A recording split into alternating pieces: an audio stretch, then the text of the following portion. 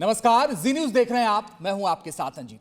NEET परीक्षा को लेकर आज एक नया अपडेट आया और अपडेट यह कि देश के शिक्षा मंत्री धर्मेंद्र प्रधान ने प्रेस कॉन्फ्रेंस की और यह बताया कि 21 जून को फिर से परीक्षा कराई जाएगी। आपको बताएं कि 3 मई को परीक्षा हुई थी और उसके बाद 7 मई को जानकारी आई कि कुछ गड़बड़ी है। फिर 12 मई को एनटीए ने पूरी परीक्षा को रद्द कर दिया।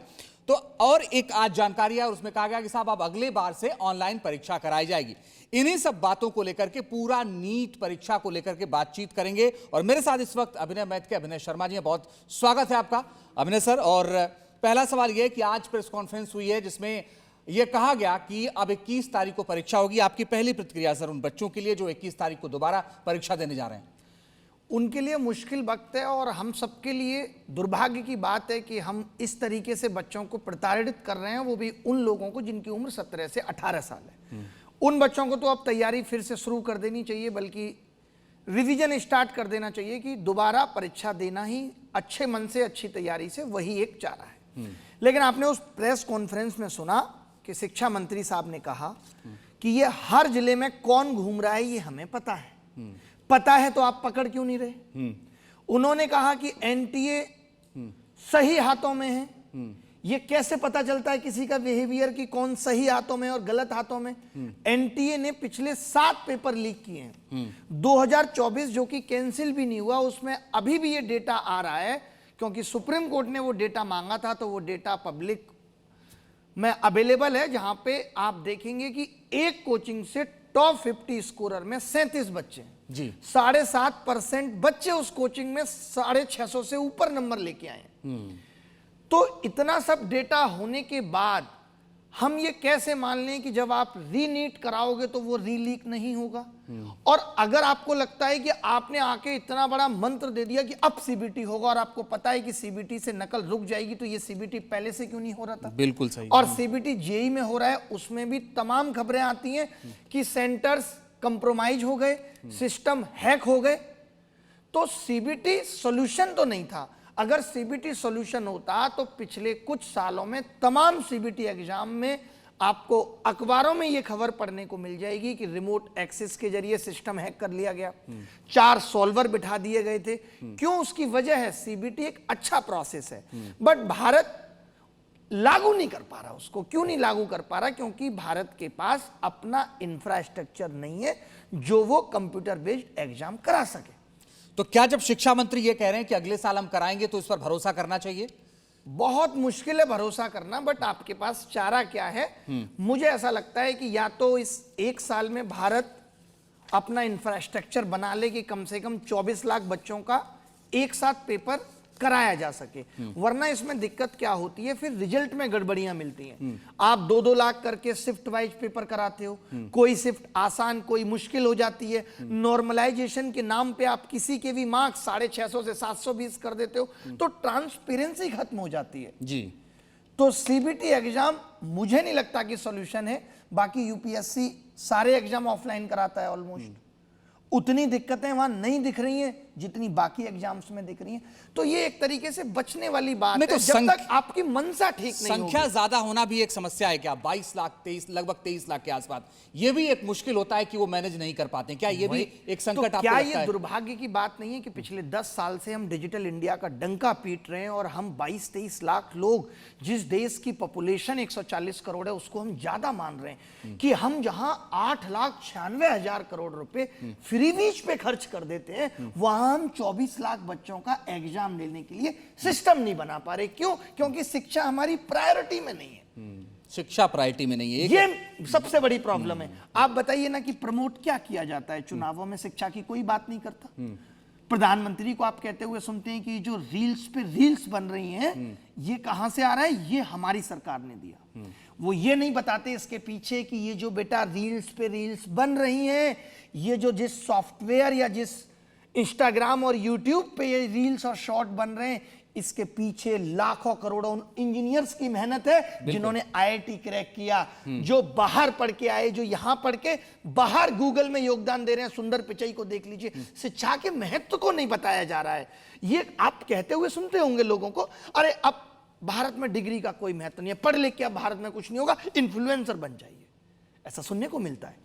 कि पढ़ाई लिखाई का महत्व खत्म हो गया है। वरना हमारे जमाने में कोई 10th देता था, बुआ का लड़का भी, तो पता होता था इस बार इनका बोर्ड है। बोर्ड है, बोर्ड एक बड़ी बात होती थी। 10वीं आज शिक्षा का स्तर गिर गया। जिस तरीके से रुपया गिर रहा है, जिस तरीके से अधिकारियों का स्तर गिर रहा है, जिस तरीके से नेताओं की भाषा का स्तर गिर रहा है। आपने देखा मदन दिलावर ने कहा कि भाई एनटीए का एग्जाम होना कोई इतनी बड़ी बात नहीं है। ऐसे ऐसे बयान आ जाते हैं। बिहार के शिक्षा मंत्री जो झाड़ फूक कराने वाला वीडियो भी आपने देखा होगा, वो कह रहे हैं कि महिलाओं को 4 दीवारी के अंदर रहना चाहिए। सुना होगा आपने उनका बयान। तो जहां लोगों के बयान गिर रहे हैं, सब कुछ गिर ही रहा है। देश में सिर्फ 2 ही चीजें बढ़ रही हैं, वो है महंगाई और पेपर लीक की संख्या, कि 10 साल में 80 पेपर लीक हुए। मुझे एक चीज बताइए अभिनव सर की नीति आयोग की एक रिपोर्ट आई है, 232 पेज की रिपोर्ट है, जिसमें एजुकेशन सिस्टम पर गंभीर सवाल खड़े किए गए हैं।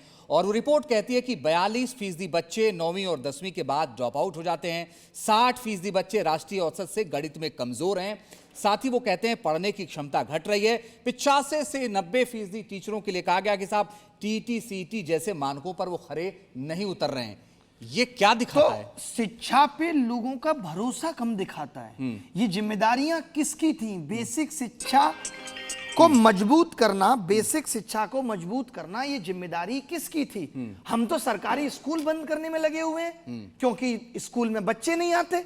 बच्चे नहीं आ रहे तो बच्चों को लाने का काम कौन करेगा? प्राइवेट स्कूलों की शिक्षा इतनी महंगी हो गई है कि लोग अफोर्ड नहीं कर पा रहे। तो हम आगे आने वाला भविष्य तो देख ही नहीं पा रहे। जब साफ शिक्षक भर्ती भी लीक के आधार पे होगी, तो आप क्या उम्मीद करेंगे कि आगे आने वाले समाज में नकली शिक्षक, नीट जैसे एग्जाम में गड़बड़ियां तो नकली डॉक्टर, इंजीनियर्स नकली पैदा होंगे, जेई जैसी एग्जाम में गड़बड़ियां होंगी, तो इसके लिए जिम्मेदार है कौन? अच्छा, सरकार। मैं अब आगे आता हूं। 2024 में साहब जब नीट को लेकर इतना बवाल हुआ, परीक्षा कैंसिल नहीं हुई, माननीय अदालत में फैसला चला गया, माननीय अदालत ने कहा कि भाई दोबारा इसको कराइए और वो कैंसिल नहीं होगी। लेकिन तब एक कानून बना, राधाकृष्णन कमेटी बनी, उस कमेटी ने सुझाव दिया, उसके बाद कानून बना और कहा गया साहब करोड़ों रुपए का जुर्माना लगेगा और अपराधियों को जेल होगी, बड़ी सजा होगी और पेपर लीक नहीं होगा। मैं जानना चाहता हूं कि पेपर फिर क्यों लीक हो गया? मैं वही कह रहा हूं, क्योंकि जिस तरीके से ये अभी झूठे वादे दे रहे हैं, उस तरीके से इन्होंने उस वक्त भी दिए। उस वक्त भी इनके इंटेंट में ये नहीं दिखा। आप बताइए ना कि जब आपने किसी एक आदमी को पकड़ा, लाइक संजीव मुखिया, तो आप 3 महीने में सीबीआई उसकी चार्जशीट नहीं दाखिल कर पाई, वो बेल पे बाहर आ गया, तो लोगों में तो डर ही व्याप्त नहीं हो रहा। क्या बिना एनटीए के लोगों के मिले पेपर बाहर कैसे बिक गया? कैसे संभव है कि पेपर को बाहर खरीद लिया गया बिना एनटीए के लोग? बहुत गंभीर बात आप कह रहे हो, बहुत गंभीर आरोप लगा रहे हैं आप। जी बिल्कुल सही बात है कि कैसे लीक हो सकता है। आप पहले भी पेपर लीक होते थे। मैं इस सरकार की बात नहीं करता, मैं पुरानी सरकारों पे चला जाता हूं। आप पेपर लीक का इतिहास उठा के देखिए तो उसमें सरकारी लोग भी इन्वॉल्व पाए जाते थे। बट आज की सरकारें अपने अधिकारियों को गलत नहीं मानती, उनका बचाव करने आ जाती हैं। उनको हटाया नहीं जाएगा। नीट 2024 के जो डीजी थे, बल्कि उनको प्रमोट करके सेक्रेटरी बना दिया छत्तीसगढ़ में। तो फिर लोगों का तो मनोबल बढ़ रहा है ना, लोगों के अंदर डर नहीं आ रहा कि पेपर लीक हो जाएगा। कोई बात नहीं, इनको छोटी बातें लग रही हैं पेपर लीक, ये नहीं समझ पा रहे हैं। मुझे दुख होता है कि आज हमारे शिक्षा मंत्री, प्रधानमंत्री का क्या विजन इतना कमजोर हो गया है, जो ये नहीं समझ पा रहे कि आगे आने वाला भारत नकली अंडे, नकली पनीर से जो आज जूझ रहा है, वो नकली इंजीनियर, डॉक्टर, नकली शिक्षक, नकली आर्म्ड फोर्सेस से जूझेगा। इस पे किसी का ध्यान नहीं है। शिक्षा व्यवस्था इतनी कमजोर कैसे हो सकती है? हम चुनाव में शिक्षा की बात नहीं करते, हम चुनाव में एजुकेशन की बात नहीं करते। हमारा एग्जाम सिस्टम फेल है, हमारा एजुकेशन सिस्टम फेल है। न्यू एजुकेशन पॉलिसी ठंडे बस्ते में पड़ी हुई है। क्या काम है शिक्षा मंत्री के? चुनाव जिताना शिक्षा मंत्री का काम है, या जो एजुकेशन को अपडेट करना शिक्षा मंत्री का काम है? अगर ऑनलाइन एग्जाम हो गया है तो चाइना से आप देखिए, ऐसा भी हो सकता है कि बच्चा अगर गर्दन भी घुमाएगा तो सायरन बज जाएगा। अगर आपके सिस्टम के ऊपर कैमरा लगा हुआ है तो सीबीटी भारत में कहने के लिए है, लेकिन अभिनव, अगर उसके अंदर सिक्योरिटी नहीं है अभिनव सर, वो भी बेकार है। इस बार जो दिक्कत थी, किसी सेंटर पर दिक्कत नहीं थी, इस बार पेपर की दिक्कत थी साहब। 180 में से 140 सवाल, 150 सवाल तो गेस्ट पेपर के नाम पे बिक रहे थे। बिल्कुल, तो कमी तो वहां रह गई जहां ये पेपर छपा, सेंटर पे दिक्कत नहीं थी। तो क्या हमारी सिक्योरिटी इतनी ढीली हो सकती है कि पेपर नॉर्मल फोटो स्टेट पे छप रहा था और कोई भी खरीद के चला गया? आप बताइए, वो ले लेगा 60 लाख में पेपर। ये मजाक नहीं लगता? जिस सरकार में, जिस पार्टी में एक मुख्यमंत्री का नाम लीक नहीं हो पाता है, वहां जेरोक्स की दुकान से पेपर खरीद लिया गया। ऐसी कौन सी प्रिंटिंग प्रेस थी साहब? तो बिना अधिकारियों के पेपर लीक नहीं हो सकता, बिना अधिकारियों के इन्वॉल्वमेंट के पेपर बाहर नहीं आ सकता कि प्रिंटिंग प्रेस से पेपर लीक हो गया था। ये सब कहने की बातें हैं, मजाक है ये देश के साथ। 6 साल में देश के 19 राज्यों में 65 एग्जाम कैंसिल हो चुके हैं। ये एक आंकड़ा है। मैं ये आपसे जानना चाह रहा हूं कि सिर्फ नीट की बात नहीं, बाकी बच्चों को भी आप पढ़ाते हैं जी। क्यों ऐसा हो रहा है कि अलग अलग राज्यों में 12वीं के साथ पेपर लीक हो जाते हैं, 10वीं के लीक हो जाते हैं? क्योंकि पेपर लीक बहुत बड़ा बिजनेस मॉडल हो गया है। नीचे से ऊपर तक सब में पैसा बट रहा है। अब कोई बिजनेस मॉडल है तो उसको कैसे खत्म किया जाए? जहां सब मिलके पैसा कमा रहे हैं, सरकार के लोगों, मंत्रियों, अधिकारियों तक पैसा पहुंच रहा है, तो आप कैसे उसको रोक सकते हैं? आप ये तो कह नहीं सकते कि इंडिया करप्शन फ्री हो गया है। मोदी जी ने 2014 में कहा था, दोस्तों मैं जानता हूं कि कैसे पेपर लीक होते हैं, दोस्तों मैं जानता हूं कि डॉलर ऐसे नहीं गिर सकता, दोस्तों मैं ये जानता हूं। सब तो वो जानते थे। उसके बावजूद भी यहां 20 IAS अधिकारी मिलकर जमीन खरीद लेते हैं एमपी में, और वो जमीन बाद में 3200 करोड़ रुपए की हो जाती है। तो करप्शन किस स्टेज पे नहीं है? हर स्टेज पे। एनटीए ने 500 करोड़ रुपए कमाए 2024 तक बच्चों से फॉर्म फीस के नाम पे। जहां दूसरे देशों में शिक्षाएं फ्री हो रही हैं, शिक्षा में सब्सिडी मिल रही है, वहां हमारे देश में शिक्षा से पैसा कमा के फ्री वीज में बांटा जा रहा है, वोट खरीदने के लिए। जो कुछ भी होगा वो सिर्फ चुनाव के लिए होगा, वोट्स के लिए होगा, सरकार बनाने के लिए होगा, क्योंकि इसी से देश चलेगा। यही देश का भविष्य है, यही विजन है हमारे प्रधानमंत्री जी का भी। और हमने ये सुना कि उन्होंने कहा कि कोई फीस नहीं ली जाएगी, दोबारा जो परीक्षा कराए दोबारा कोई पैसा नहीं लिया जाएगा। कितना बड़ा एहसान किया। तो ये पैसा आएगा कहां से? मेरे जहन में पहला सवाल यही आया। नहीं, पैसा नहीं लिया जाएगा। 500 करोड़ तो 2024 तक ही मैंने आपको बताया कि एनटीए कमा चुका है। हाँ। एनटीए कमा चुका है। और यहां पे भी क्या होगा? यहां पे भी फिर लीक हो जाएगा। बस इस बार सरकार और एनटीए दोनों ध्यान रखेंगी कि पेपर लीक रुके ना रुके, मगर पेपर लीक की खबर रुक जानी चाहिए, वो बाहर नहीं आनी चाहिए। ऐसे ही होगा। इससे तो पैसा कम गया ना, इससे जो पैसा कमा है उससे होगा नहीं। और कैसे होगा? जब तक कि ऐसे लोग जो लीक कर रहे हैं, ऐसे लोग जिन्होंने पेपर खरीदा, ऐसे अधिकारी, जब तक इन सबको पकड़ के जेल में नहीं डाला जाएगा अनिश्चित काल के लिए, तब तक पेपर लीक नहीं रुक सकता। ये देश के भविष्य पे खतरा है। लेकिन सर, हमने देखा कि इस देश में रेप के लिए भी कानून है, इस देश में मर्डर के लिए भी कानून है, और rare of the rarest case में फांसी की सजा भी होती है, लेकिन फिर भी वो उस तरह के क्राइम नहीं रुकते हैं। तो इस बात की क्या गारंटी है कि अगर जेल में डाल ही दिया जाए तो ये क्राइम रुक ही जाएगा एक तरीके से? नहीं, जेल में उनको भी डालिए जो पेपर खरीद रहे हैं। उन लोगों को भी जब तक आप अपराधी नहीं मानेंगे, तब तक लोगों के अंदर खरीदने का भी डर होना चाहिए, और जो बेच रहे हैं उनके अंदर भी डर पैदा करना पड़ेगा। लेकिन ये बहुत ज्यादा हो रहा है। आपने जो बात कही, अपने देश में मर्डर या ये जो आप रेप केसेस की बात कर रहे हैं, या क्राइम की आप जो बात कर रहे हैं, वो फिर भी अगर देखा जाए तो पिछले 10-15 साल में भले ही थोड़ा कम हुआ हो, लेकिन कम हुआ है। बिल्कुल। मानते हैं कि नहीं मानते? बिल्कुल। लेकिन पेपर लीक ने तो रफ्तार पकड़ी हुई है। सब में होड़ लगी हुई है कि केंद्र कितने पेपर लीक कराएगा, राजस्थान कितने पेपर लीक कराएगा, यूपी कितने पेपर लीक कराएगा। यहां होड़ लगी हुई है, कौन कितना पैसा कमाएगा। जो देश ये कहता है कि हम 2047 में विकसित हो जाएंगे, जो देश विश्वगुरु होने की बात करता है, उसका शिक्षा व्यवस्था इतनी कमजोर, उसकी स्वास्थ्य व्यवस्था इतनी कमजोर, वो नकली डॉक्टर बनाने की बात कर रहा है। कैसे आप विकसित देश की राह पे भी हो सकते हैं? तो बहुत सारे मुन्ना भाई सिस्टम में आ चुके हैं। बहुत सारे मुन्ना भाई सिस्टम में आ चुके हैं, बिल्कुल। और ये जब तक ठीक नहीं हो सकता, जब तक, जैसे सुप्रीम कोर्ट वाले मामले में भी मैं कहूंगा कि जब तक ये ना देखते हुए कि इससे कुछ ऐसे लोगों का भी नुकसान होगा जो सही है, कुछ ऐसे कड़े निर्णय आने चाहिए जहां पे भर्तियां कैंसिल हों, लोगों के अंदर डर बैठे कि कोई फायदा नहीं है, हमारा पैसा भी वेस्ट हो गया। आपको क्या लगता है जिन लोगों ने भी 60-60 लाख रुपए दिए होंगे वो आसानी से बैठेंगे?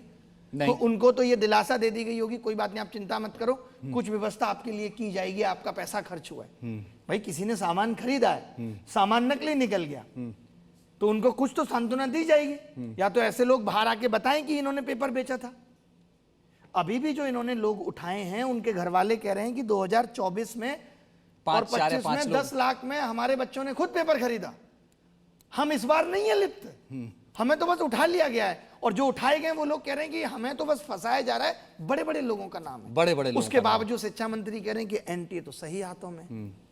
ये कितना अजीब लगता है कि घर का मुखिया ही ये डिसाइड कर दे कि हम सही हाथों में, मैं घर अच्छा चला रहा हूं, ये तो और लोग इसकी समीक्षा करेंगे कि एनटीए सही हाथों में है या नहीं है।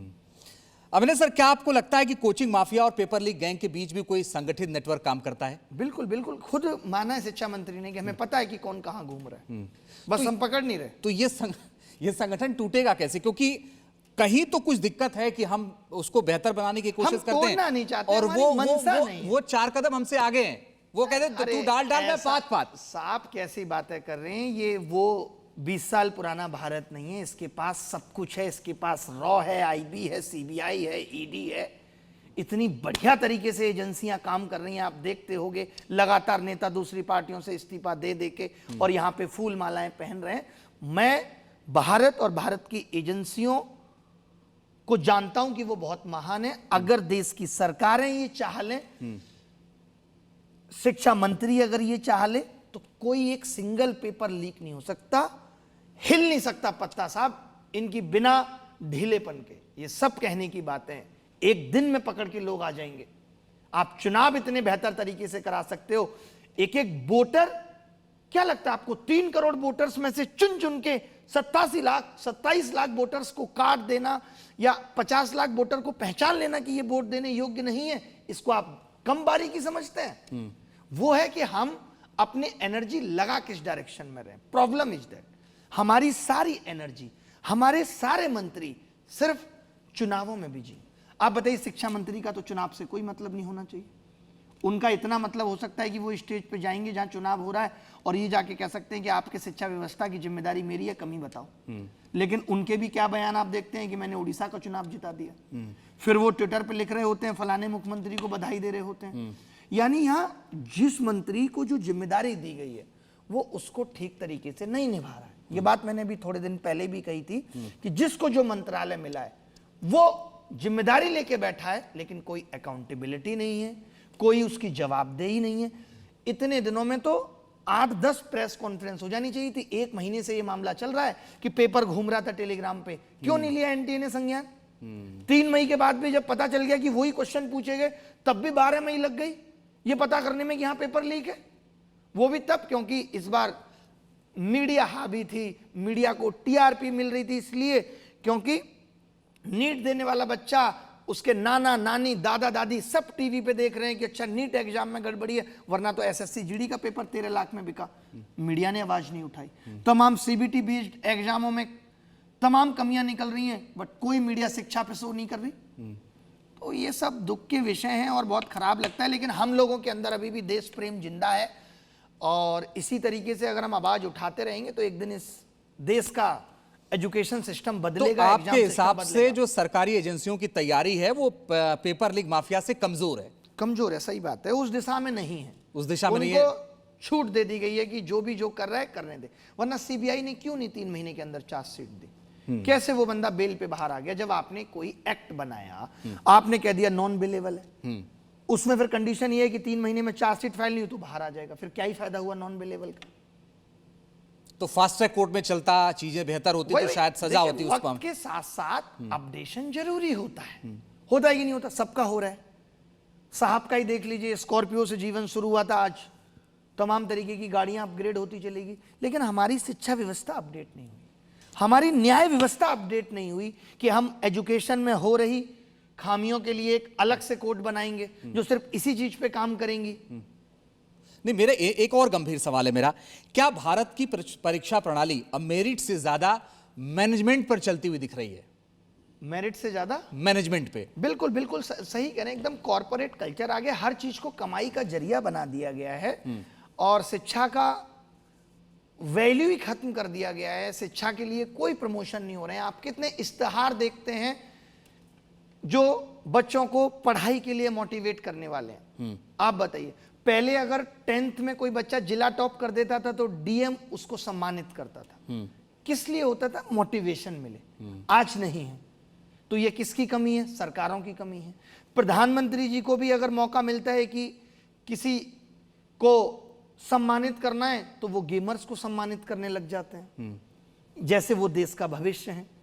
तो इस देश में बहुत कुछ गलत हो रहा है। एक चीज गलत नहीं हो रही, बहुत सारी चीजें गलत हो रही हैं।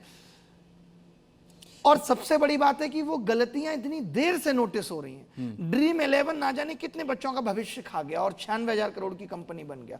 तब जाके सरकार को सुध आई कि इस देश में सट्टा ऐप बंद होनी चाहिए, और उसके बावजूद तमाम सट्टा ऐप अभी भी अलग अलग तरीके से चल रही हैं। तो ये सब कौन देखेगा साहब? लेकिन राधाकृष्णन कमेटी ने जो सिफारिशें दी थी, उन्होंने कहा कि हमने लागू किया। आज शिक्षा मंत्री को मैं सुन रहा था, उन्होंने कहा हमने लागू किया। मेरा सवाल यह है कि जो राधाकृष्णन कमेटी ने रिपोर्ट दी, वो तो लोगों से बात करके, यानी स्टेक होल्डर से बात करके उन्होंने रिपोर्ट दी है, बावजूद इसके क्यों गड़बड़ी हो गई? आपने माना, सब कुछ हुआ, कमेटी की रिपोर्ट आई, तो हम तो ये पूछ रहे हैं पेपर लीक कैसे हो गया? कैसे 140 सवाल बाहर आ गए?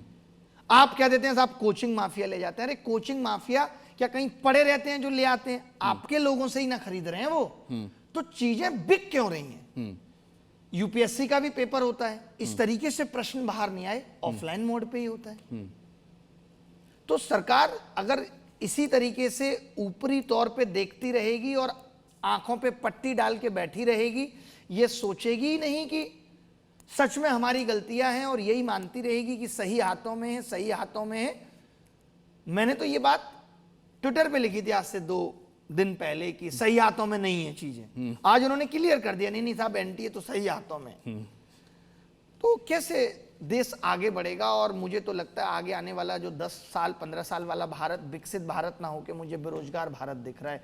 जिस डेमोग्राफिक डिविडेंड की हम बात करते हैं कि हमारे देश में इतना युवा है जो देश को बहुत आगे ले जा सकता है, वो मुझे आज डेमोग्राफिक डिजास्टर दिख रहा है। क्योंकि हम लोगों को नौकरियां नहीं दे पा रहे, अपॉर्चुनिटी नहीं दे पा रहे, चाहे वो प्राइवेट में हो चाहे वो गवर्नमेंट में हो। जितना बच्चा 10th 12th पास करके आ रहा है उसको हम सही कॉलेज नहीं दे पा रहे। यूनिवर्सिटियां अलग लेवल पे ठग रही हैं और इसीलिए बची हुई बैठी हैं, क्योंकि वो सरकारी पार्टियों को फंड कर रही हैं, सरकार के लोगों को फंड कर रही हैं। इस तरीके से देश आगे नहीं जा सकता। छात्रों से बात हुई, उन्होंने क्या कहा आपसे? छात्र तो परेशान है। एक 18-19 साल के बच्चे के दिमाग में क्या आएगा? उसको तो लग रहा है अच्छा ठीक है यार, ये भी होता है इस देश में, वो तो डरा बैठा है। लेकिन मैं उनसे यही कहूंगा कि भाई आप इस देश का भविष्य हैं, आपको बहुत कुछ करना है इस देश के लिए, और आपको इस देश के भविष्य को बेहतर बनाना है तो आपको मेहनत करनी पड़ेगी और इन सब चीजों से लड़ करके सफल होना है। ये सब चीजें मान के चलिए अभी से कि आगे आने वाले और कुछ साल रहेंगी। इसके लिए भी तैयार रहिए कि ठीक है रीलीक भी होगा, हम फिर भी देंगे और मेहनत झोंकेंगे। क्या कर सकते हैं आप? सरकार ये कह देती है कि हम चुन के आए हैं। आप कौन होते हैं बताने वाले कि हम सही काम कर रहे हैं नहीं कर रहे? अगर हम सही काम नहीं कर रहे तो आज ऐसे 21 राज्यों को हमने कब्जा लिया है। ये भी तो प्रॉब्लम है। एक सरकार का मनोबल तो इसलिए हाई है ना, वो कह रही है कि हम तो हर जगह हैं। आप कह रहे हैं कि हम गलत काम कर रहे हैं। तो ये कौन तय करेगा? जनता तय करेगी। भाई लोकतंत्र है, जनता तय कर रही है कि नहीं दे आर डूइंग गुड। ऐसा लगता है हम लोग तो बेवकूफ हैं, हम और आप, जो बैठ के शिक्षा व्यवस्था पे, शिक्षा मंत्री पे, प्रधानमंत्री जी पे, देश की सरकार पे उंगली उठा रहे। किस तरह के सुधार की गुंजाइश आप देखते हैं अभी एनटीए में और इस पूरे परीक्षा प्रणाली में नीट के? होना चाहिए, होप फॉर द बेस्ट है, बट इनके इंटेंट से, इनकी बातों से लग नहीं रहा। क्योंकि आप कई लड़ाइयां लड़ चुके हैं, तो मैं जानना चाहता हूं कि क्या आपको लगता है कि ये बेहतर हो जाए तो ज्यादा अच्छा है? नहीं, अब शायद अगर ये कह रहे हैं कि सीबीटी करेंगे तो सीबीटी में अगर ये 1 साल के अंदर वो इंफ्रास्ट्रक्चर बना लेते हैं कि 24 लाख बच्चों का पेपर एक दिन में कराया जा सके, और इस सिक्योरिटी के साथ ऐसे कंप्यूटर्स पे जहां बच्चों को माउस और कीबोर्ड की दिक्कतें ना आए, जहां पे वेब कैम लगा हो जो बच्चे की एक एक एक्टिविटी को नोट कर रहा है, अगर ये सब चीजें हो जाती हैं तब तो फिर बल्ले बल्ले, फिर एग्जाम लीक के कोई चांस नहीं। उन्होंने कहा सेंटर, मनपसंद सेंटर चुनने की छूट भी मिलेगी, आज जो शिक्षा मंत्री ने प्रेस कॉन्फ्रेंस की। हाँ, ये एक बड़ी बात है, वरना एसएससी में आपने देखा था कि किसी को तमिलनाडु फेंक दिया था और किसी को कन्याकुमारी। तो एक बहुत बड़ा एहसान है एनटीए का कि आपको मनपसंद सेंटर चूज करने की परमिशन है, आप जहां चाहें वहां सेंटर भर सकते हैं। एक और मैं रिपोर्ट देख रहा था 2024 में एनटीए, उसमें पार्लियामेंट्री स्टैंडिंग कमेटी की रिपोर्ट थी जिसको पार्लियामेंट ने एक्सेप्ट किया। उन्होंने कहा साहब एनटीए जो है वो वार्षिक रिपोर्ट ही नहीं देती है, वो बताती ही नहीं है कि कब क्या कराने वाले हैं, और तो इसका मतलब यह है कि एनटीए को जो काम करना चाहिए सही तरीके से, वो पूरी पारदर्शिता के शायद साथ वो उस तरह का काम नहीं हो पा रहा है जो चाहिए इस देश को। आपने देखा होगा कि वहीं पे एक पत्रकार ने ये पूछा कि एनटीए में मैक्सिमम लोग आउटसोर्स हैं जो काम कर रहे हैं। ये एक सबसे बड़ी प्रॉब्लम है। आज देश में मैक्सिमम जगह ये जो आउटसोर्सिंग का कॉन्सेप्ट आया है, उससे लोगों की क्रेडिबिलिटी कम हो जाती है, अकाउंटेबिलिटी कम हो जाती है। उनको पता है कि यार हम कॉन्ट्रैक्ट बेस पे आए हैं, आज नहीं तो कल निकाल दिए जाएंगे, तो उनकी इंटीग्रिटी आसानी से बिक जाती है। समझ रहे हैं? तो ये बात उस पर उन्होंने चर्चा करने से मना कर दिया। आज सरकार सोचिए, एनटी एक तरफ पैसा कमा रहा है और एक तरफ पैसा बचा भी रहा है, कैसे? लोगों को आउटसोर्स कर। तो हमें पुराने उसी कल्चर पे जाना पड़ेगा कि जिम्मेदार जगहों पे जिम्मेदार लोग सरकारी नौकरी के रूप में बैठने चाहिए, आउटसोर्सिंग पे नहीं, जिससे कि उनकी अकाउंटेबिलिटी हो, उनकी जवाबदेही हो। एक समस्या जो है, इतने ज्यादा लोगों को आप लाएंगे कहां से? अरे देश में इतनी बेरोजगारी है, आप कमाल कर रहे हैं, लाएंगे कहां से? इतनी बेरोजगारी है। आप सुन रहे होंगे कि आज सरकारी नौकरी का पेपर 4-4, 5-5 साल में हो रहा है। तो लोग तो खाली घूम रहे हैं। आपको भर्ती ठीक तरीके से करने की जरूरत है। आप पैसा बचाने के लिए हर जगह आउटसोर्सिंग और प्राइवेट लोगों को नहीं रख सकते। भारत प्राइवेटाइजेशन की तरफ इस कदर चला गया है कि सरकारी स्कूलों को बंद करके ये कहा जा रहा है कि अब बच्चे सरकारी स्कूलों में आना नहीं चाहते। हम ये नहीं देख रहे कि क्यों नहीं आना चाहते।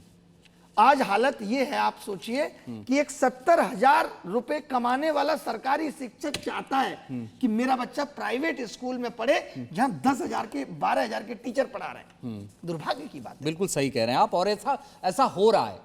ऐसा हो रहा है। सरकारी जो स्कूलों की स्थिति है वो बहुत अच्छी नहीं है, इसमें कहीं कोई दो राय नहीं है। गर्ल्स टॉयलेट नहीं है, कितने स्कूलों में सिर्फ एक शिक्षक है और शिक्षक भर्तियां कब से नहीं हो रही। जो नीति आयोग की रिपोर्ट है वो भी यही कहती है। मगर उन छात्रों से आप क्या कहेंगे जो जिनका मनोबल टूटा है और जिनको ये भरोसा नहीं हो पा रहा है कि भाई अगला भी करेंगे, पता नहीं उसमें भी पारदर्शी पूरी तरीके से होगा या नहीं होगा, उनसे आप क्या कहेंगे? उम्मीद पे दुनिया कायम है, वक्त बदलता है, सब कुछ मरता है, गुंडागर्दी, तानाशाही, प्यार, मोहब्बत, नकलीपन सब मरता है, अति के बाद अंत है। सब कुछ बदलेगा और एक सुनहरा भारत हम सबको देखने को मिलेगा। हम जैसे, आप जैसे तमाम लोग जो लगातार सरकारों को जगाते रहेंगे कि यहां पे आप गलत हो, इसको ठीक करो। आपने देखा कि मजबूर कर दिया कि शिक्षा मंत्री आके प्रेस कॉन्फ्रेंस करें। इसी तरीके से हम लगे रहेंगे, आवाजें उठाते रहेंगे और एक दिन ये देश बदलेगा। आखिर में एनटीए के लिए भी कोई सुझाव दे दीजिए, कुछ बता दीजिए उनको भी। अगर एनटीए चाहता है कि सीबीटी एग्जाम कराए तो फिर उसके लिए एनटीए को अपना इंफ्रास्ट्रक्चर डेवलप करना चाहिए।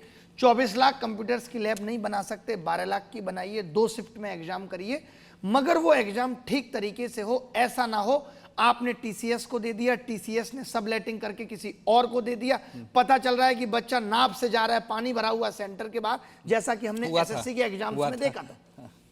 चलिए, वो चीजें नहीं हो। चले, बहुत बहुत शुक्रिया अविनाश सर हमारे साथ जुड़ने के लिए, हमसे बात करने के लिए। 21 तारीख को दोबारा एग्जाम है। हम उम्मीद कर रहे हैं कि इस बार एग्जाम पारदर्शी तरीके से होगा और उन कम से कम छात्रों को न्याय मिल सकेगा जो इस पशुपेश में है कि पता नहीं आगे क्या बेहतर होगा या नहीं होगा। अभी के लिए बस इतना ही, लेकिन खबरें जारी हैं, आप देखते रहिए जी न्यूज़।